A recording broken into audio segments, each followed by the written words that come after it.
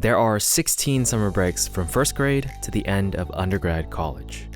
Most likely, these 16 summer breaks are going to be the only summer breaks in your life. Because when you start working, there's no such thing as summer breaks. For me, a lot of these summer breaks were consumed by video games and watching anime or movies. I only started doing things I've always wanted to try after college finished. Knowing what I know now, if I were to go back in time, here are 5 things I would have done to make my summer breaks more productive. Number 1, complete a project.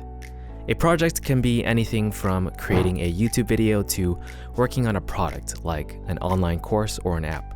One of my recent projects took me about the time span of 1 summer break to complete.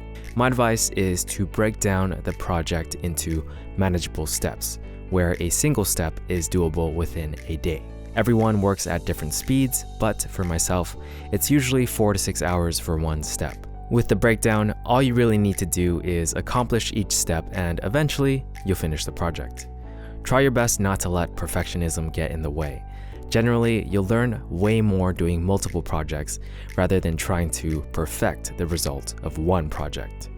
No matter how it turns out, you at least completed something you can look back on or even sell depending on what your project was. Number 2, learning a skill.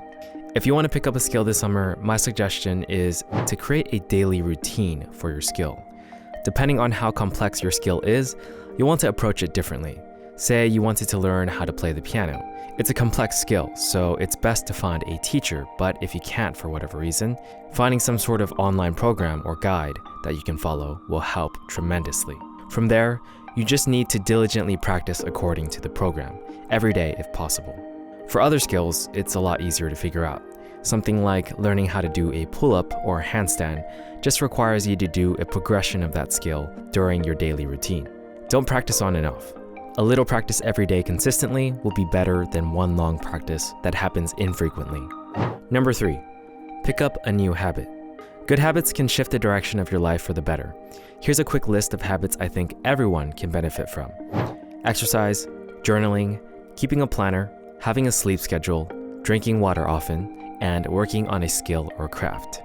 Number 2 is also basically number 3, but not necessarily vice versa. The easiest way to pick up a new habit is to habit stack. Most likely, there are already things that you do every day, and to habit stack is to form your new habit around that everyday activity. So if you're trying to drink more water, drink at least 0.5 liters after eating lunch. Or if you want to journal, do it right after you brush your teeth. Another easy way to add habits depends on if you've already built a strong habit of using a planner or schedule.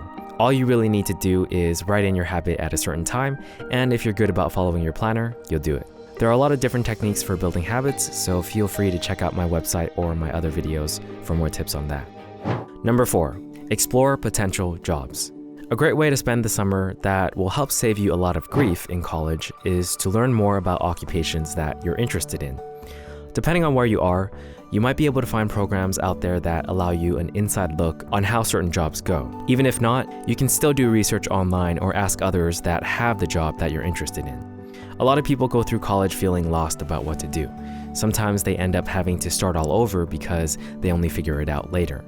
My advice is to be proactive about the question of what to do and try a lot of things early on. Number 5, get ahead in school. When I was in 6th grade, I went to a summer school that taught the math I would learn in 7th grade. From then on, math was a subject I felt was very easy to keep up with. Summer is a great time to get ahead and add credits that will either help you graduate early or just make the next years easier. It can definitely make a difference on how you experience school, so don't toss it out as an option. The best way to figure out how to get ahead is to talk to your school counselor. I think a good school forces you to talk to one, but if that's not how your school does it, you'll need to be proactive about it. Alright, so that was just a quick video on 5 ways you can make your summer break more productive. Of course, these are not the only 5 things you can do. If you happen to think of another, let us know in the comments below. It can end up helping someone out. If you enjoyed the tips, consider liking and subscribing. Thanks for watching. I'll see you in the next one.